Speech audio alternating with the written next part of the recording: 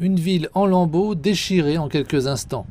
Un restaurant mexicain se trouvait ici, maintenant il est méconnaissable, un autre tas de débris que les équipes d'urgence doivent passer au crible. C'est tout ce qui reste de la maison de Mary Robinson.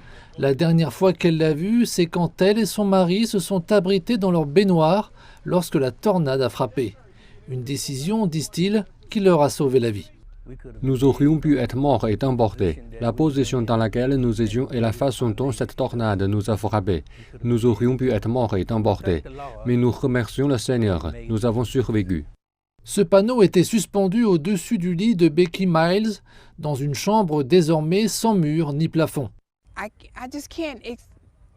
Je ne peux tout simplement pas expliquer le bruit d'une maison qui s'effondre. Le verre, les briques, le bois, le vent, c'était tellement irréel.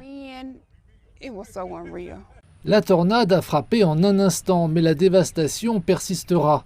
Des bénévoles se sont précipités pour aider les habitants à recoller les morceaux. Bron Howell est copropriétaire d'un restaurant de barbecue qui se trouve à environ 4 heures de Rolling Fork. Quand il a appris la nouvelle, il a emballé son fumoir pour venir ici offrir des repas gratuits. Je viens d'une petite communauté qui comprend qu'il faut se serrer les coudes en cas de besoin, et c'est ce que nous essayons de faire.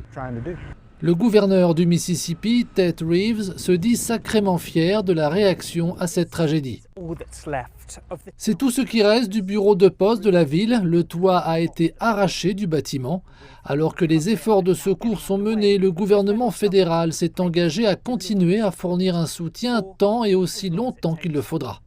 L'administration Biden a approuvé une déclaration de catastrophe pour offrir des fonds fédéraux aux personnes touchées.